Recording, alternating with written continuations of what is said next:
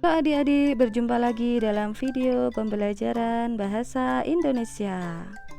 Pernahkah kalian membujuk seseorang atau kalian yang dibujuk? Seperti contoh berikut ini.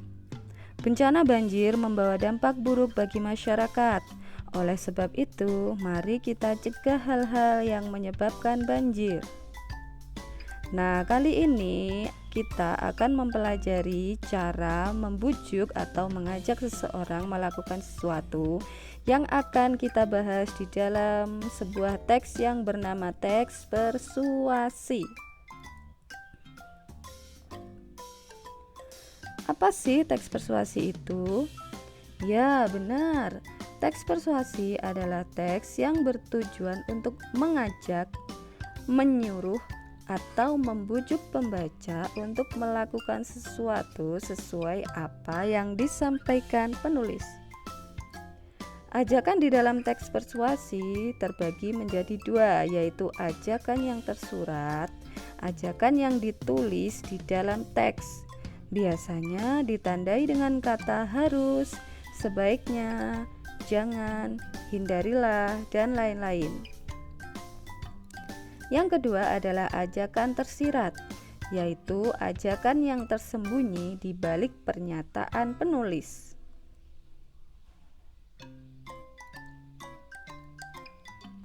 Struktur teks persuasi itu ada 4 adik-adik.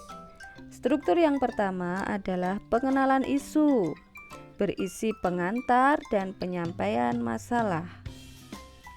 Yang kedua adalah rangkaian argumen, berisi pendapat-pendapat yang disertai fakta untuk menguatkan pendapat tersebut.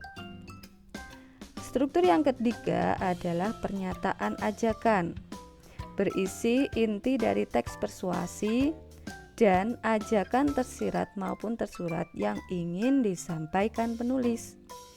Dan struktur yang keempat adalah penegasan kembali, berisi kesimpulan dan rangkuman. Biasanya ditandai dengan kata demikianlah, dengan demikian, oleh karena itu, dan lain sebagainya. Teks persuasi juga memiliki kaidah bahasa. Kaidah bahasa pertama adalah terdapat pernyataan yang mengandung ajakan, dorongan, atau bujukan. Berikut adalah contohnya.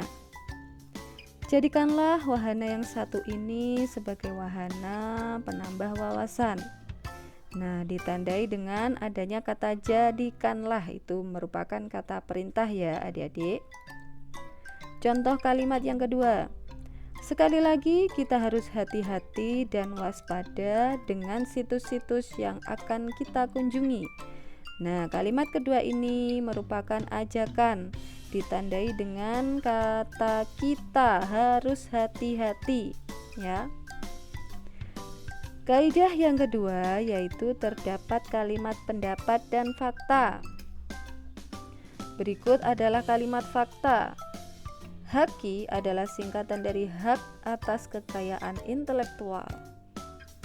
Dan yang kedua adalah kalimat pendapat. Nah, yang paling penting nih, kita bisa bertanggung jawab atas pilihan kita tadi supaya tidak menyesal di kemudian hari. Kaidah bahasa yang ketiga menggunakan kata teknis atau peristilahan yang berkenaan dengan topik. Kata teknis ini biasanya digunakan sesuai konteks. Misal, jika penulis ingin membahas permasalahan tentang remaja, maka biasanya muncul kata teknis seperti teknologi, internet, reproduksi, aborsi, dan sebagainya yang berkaitan dengan dunia remaja. Kaidah yang keempat yaitu menggunakan kata penghubung yang argumentatif. Argumentatif maksudnya mengandung pendapat. Contoh kata penghubung: jika, sebab, karena, dengan demikian, akibatnya, oleh karena itu, dan sebagainya. Kaidah bahasa yang kelima yaitu terkadang menggunakan kata kerja mental. Contoh kata kerja mental: diharapkan, memprihatinkan, memperkirakan, menyimpulkan, mengagumkan, dan sebagainya. Kata kerja mental ini ditandai dengan atau ciri-cirinya biasanya terdapat imbuhan dikan dan mekan. Kaidah bahasa yang keenam ada pula yang menggunakan kata perujukan. Contoh kata perujukan: berdasarkan data, merujuk pada pendapat, seperti yang dikutip, dan sebagainya.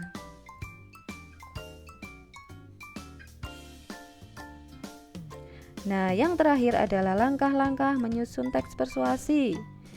Pastinya yang pertama adalah kalian harus menentukan tema. Hal apa yang ingin kalian bahas pada teks persuasi yang akan kalian tulis. Langkah yang kedua adalah susunan perincian, yaitu pengenalan isi, rangkaian pendapat atau fakta, ajakan-ajakan, dan penegasan kembali. Langkah yang ketiga yaitu kalian kumpulkan bahan. Bahannya berupa pendapat dan fakta. Dan langkah yang keempat adalah pengembangan teks. Jangan lupa ketika kalian mengembangkan teks persuasi harus perhatikan struktur dan kaidah bahasa. Nah, anak-anak, demikian video pembelajaran tentang teks persuasi kelas 8. Selamat berkreasi dan semoga sukses. Terima kasih.